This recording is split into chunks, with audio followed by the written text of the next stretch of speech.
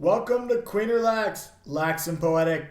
I'm your host, Bryce Queener. We're going to talk all things lax on this show with some of the greatest personalities in the sport. Be sure to check out our sponsor, QueenerLax.com, for swag, camps, and clinics. Got questions? Want to hear something? Get in our DMs at QueenerLax. Hey, thanks for listening. And remember, ABC, always be cradling.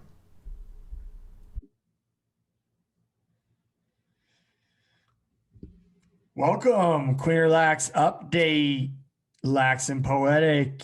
This is the week of October 20th. We're going to talk through the big news in lacrosse this week.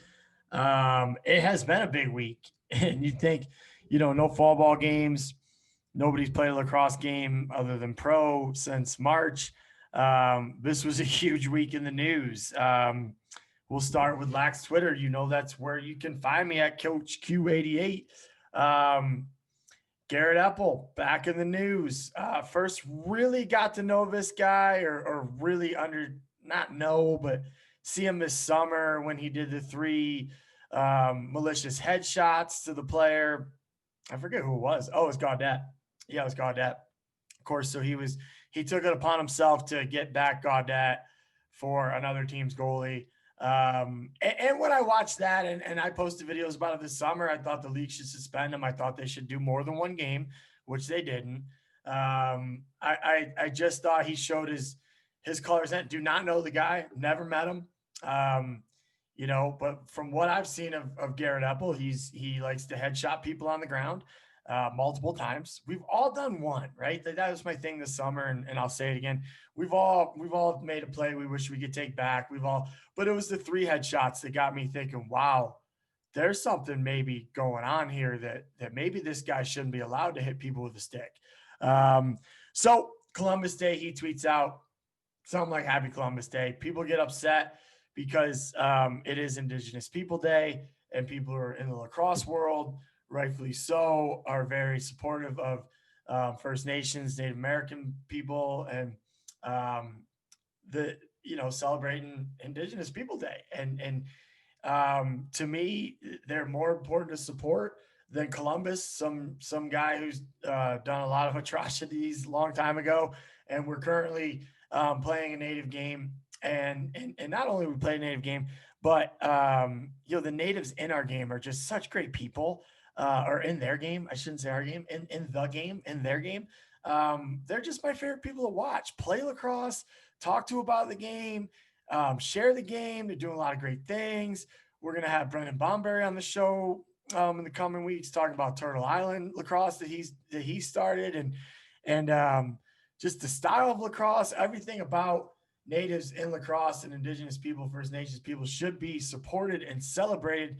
And Apple, of course, doubled down on his first tweet when lacrosse Twitter got mad at him. He ended up, after doubling down, deleting his Twitter. So his second tweet, he put out basically doubling down that Columbus it's American. I'm America. Let's go America.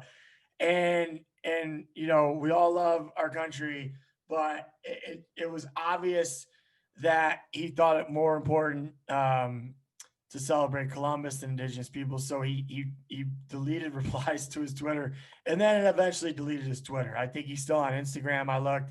I'm not going to follow him. Somebody DM'd me and said, "Hey, get him on your show." I'm like, I don't want to talk to that guy. I'll talk to Bomber. I'll talk to people I know. I know how I feel, and so that kind of kicked off the week. I actually liked Lax Twitter's response. I thought it was huge that we can come together and support native lacrosse community and Indigenous people in this country and in Canada. So really, that was the big news on Twitter this week. Some anonymous accounts, people are getting upset. Might be somebody else. The anonymous accounts gotta go. I tweet all the time how I wish I had one. It's a joke. I don't have one for a reason, because the bad things every so often I want to say, I shouldn't say, and that's why I don't have an anonymous account. So that's all going down on Twitter. Sad news to report as well. We'll start with some heavy topics first. Fresno State announced this week they're going to cut their women's lacrosse program at the end of the season. I coached there for 2 seasons. We had our first ever winning season. And then the next season we finished 500. Got my Fresno State Bulldogs hat on. Thank you to Coach Jess for bringing me out there to work with the program. It definitely, looking back, was a pivotal part of my coaching journey. I've been at some interesting places. I've been at the Hill Academy where we were dominant. Before I was at the Hill Academy, I was Division I men's assistant at a couple different places. Didn't love it. Just didn't love it. Didn't fit well with playing pro still at the time, or trying to play pro and trying to play indoor. So I went to Canada, coached with the Hill Boys for a while. Loved it. Went down to Memphis, started Division III program. Went to a couple NCAA tournaments. Administration there didn't love lacrosse, so was really ready to find something else, and just still didn't love Division I from my previous experiences. And Fresno State actually made me fall back in love with Division I lacrosse, and we had great players out there who just wanted to play. Like every day of practice, I remember rolling up with his lefty Riley Bone. She wanted to shoot any chance she got.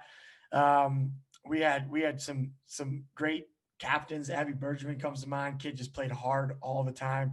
Olivia Mannon, Marina Mayo, Little Jay, Tiff, Laurel.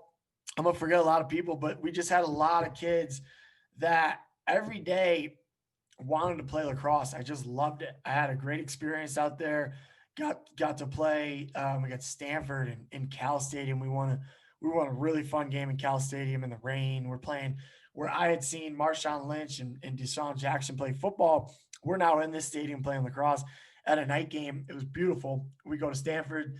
Next day, I'd never even dreamed of even ever visiting these places. And now we're playing lacrosse games there at USC, San Diego State. UC Davis is a beautiful campus. Played there.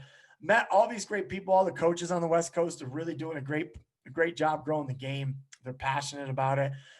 So for me, Fresno State was a phenomenal experience. And like I said, we had our first ever winning season. So we were seeing some success on the lacrosse side as well. The Bulldog logo is sweet. Fresno State Athletics, I think they're paying like 3 athletic directors. They're paying football coaches that were there 10 years ago. So it's just a mess. And they also had to cut 2 other programs. So it's just sad for everybody. Really, really loved working there and loved the kids there, and loved everything about it, really. So feel bad for them. I know everybody's going to end up kind of where they should, hopefully, and it works out well for them. But other big news this week, Harvard lacrosse player Noah Knopf. I'm not sure if I'm saying his last name correct, but he penned an article about coming out as a gay man to his lacrosse team. I think this is a must read for any coach, any level, guys, girls, youth, college. Really good stuff in here. I'll even start with Noah's story where he kind of talks about not making the travel roster and how hard he had to work to make the travel roster and how important that was to him. I love anytime I even just hear that story of a player persevering. It's not that easy in college. You're playing with a lot of great players, especially a place like Harvard. And he just talked about how important those things were to him. Then he goes into the story, how he decides to come out and when he comes out to the team and talks a lot about the toxic culture of the locker room in lacrosse. And, I'm pretty far removed from it. I haven't been in a locker room in 15 years, but 15 years ago, the things that he's talking about were definitely going on. And I thought Noah just did a fantastic job of being honest and, saying that he'd taken part in some homophobic slurs in the locker room before. And now he's going to be better not from it, but just being honest and that everything's not perfect and we're all not perfect and we're all trying to get better and you can make mistakes. He talks about one of his teammates telling him, I can't believe I said that to you. And now, knowing that you're gay, I can't believe I said that. And he doesn't tell him it's not a problem that you said it, but he kind of says we can be better and move on in the future. And there's a really good article and he nails it. I mean, there's a lot of, it's got to be hard. It's got to be so hard to come out as a gay male in this sport. And he did it, and he's giving people role models for the future. And no, I really thank you for writing the article. And it was a great read for me as a coach. And again, I recommend all coaches read it. Great article. More news. We're going to shift into into more into some women's lacrosse here. Team USA drops their tryout list yesterday. Really, really interesting. Now we have Jenny Levy, North Carolina head coach, and Joe Spallina, Stony Brook head coach, taking over Team USA, which is exciting in its own right. Like they're going to play the style that you hope to see. Team USA's on the women's side the best team, and on the men's side, it's more of a toss up between USA and Canada.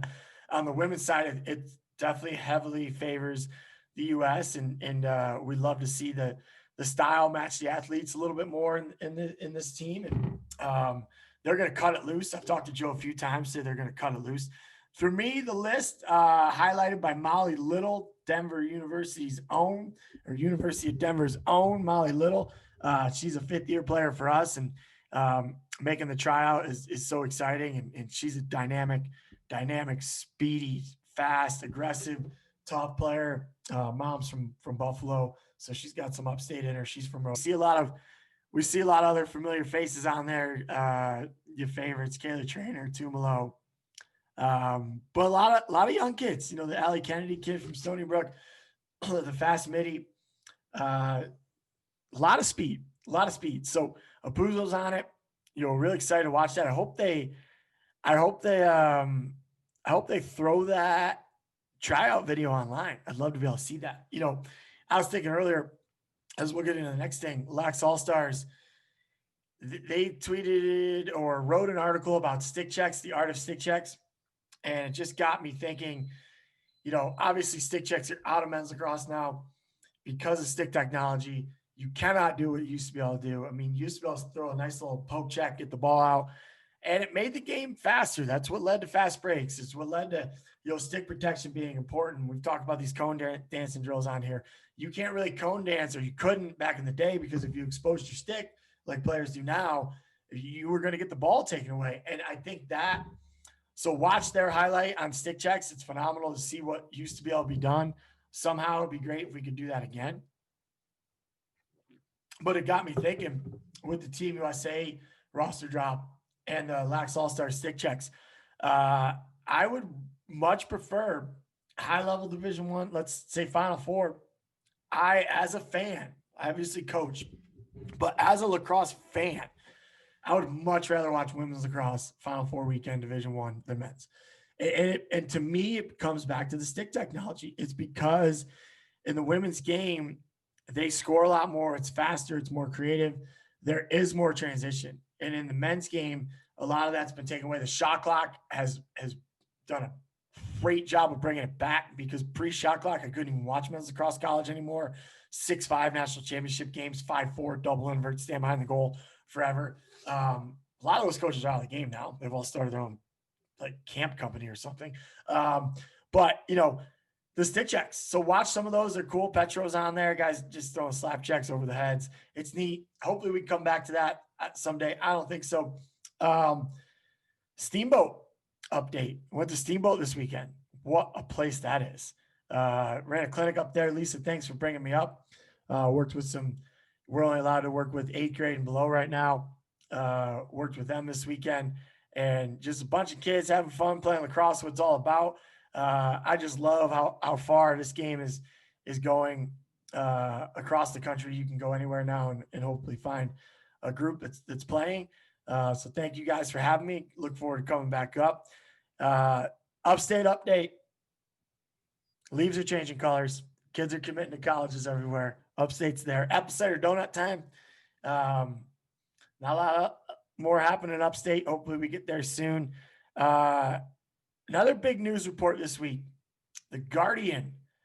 They basically took shots at lacrosse. Fencing's in there. What were the other niche sports they thought? Rowing was in there. It's a good read. You should read it. Basically talking about parents using lacrosse to try to get into, or what they're calling niche sports. I don't know if I'd classify us as a niche sport. I think we're the fastest growing sport in the country. We're the oldest sport in the country. but that's what they classified us as. So, but there's so much truth in there. So check it out.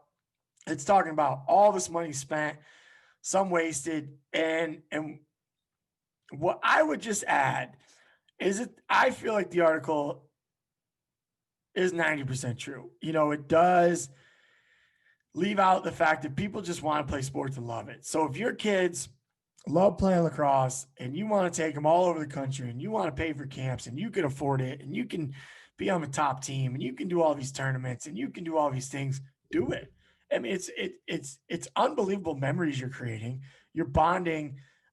You're having fun. Sports can bond you with your family better than anything. They can really create so many lifelong memories, and there's a lot of good to it. Like, it doesn't talk about any of the good things that can come out of these things. But if your kid doesn't want to do this, if it's not their goal, then the article's correct. This is becoming outrageous. The money is outrageous. The people who are making the money, a lot of the times, don't care at all about anything other than making the money. If they did, they'd be running free clinics on the side because they're still trying to grow the game. But I've tweeted this before. I'm not against people making money in lacrosse. I am against people making money and saying they're growing the game, like making outrageous amounts. Not a little bit to pay you for your time. As the older I get, the more I realize that the time is valuable, and we should be paid for what we. I've been coaching lacrosse for, I don't know, 37 now. Don't want to age myself on this thing, but I've been coaching lacrosse a while, and our parents had us coaching since we were little at our box rink in Penn Yan. So, it's not like this knowledge that we have and people picking your brain is not something. It's something we've cultivated over time and put a lot of effort into. So I'm fine with people getting paid for it. I don't love the people making tons and tons and tons of money and acting like they're doing something special. Like, you're making a ton of money. Like, you're not really growing the game. And one of the things I was hoping would happen in the pandemic was that we'd get some sort of return to the local leagues. I never played club lacrosse, but I probably would have to now, right? Like, I understand that if everybody else is doing it, you probably might need to do it. I think I'd play one tournament, maybe two, because the Empire State games don't exist, and that's what we got recruited off of, and the New York State tournament, which does still exist. So if you're still a great player in New York, you will get seen at the tournament. You can't say that for every state. So if you're not from one of those top states, but every year somebody will hit me up about somebody who's not playing club, and I get intrigued. I'm like, nobody else has seen them, and they're playing other sports. I am in the camp, and I know a lot of coaches are, that want you playing other sports. So we will try to recruit you. We just need some film. But the article is fascinating. Read it. And there's definitely a lot of pitfalls to the way the system's set up right now. Snow report. It looks like we're getting some snow this weekend. So hopefully we'll be out skiing soon. I want to go to Vail. That's where I like to ski. So excited to get better at skiing this year. Mandalorian update is coming out in 10 days. There are billboards in the city. There was a lot of commercials on last night during the football games. So Mandalorian's coming out. If you're a Star Wars fan, get Disney Plus. It's worth it. That is the update, the Queen Lax update for October 20th. A lot of stuff. We'll talk to you guys soon. Thanks for listening. Remember, always ABC, always be cradling. Bye, guys.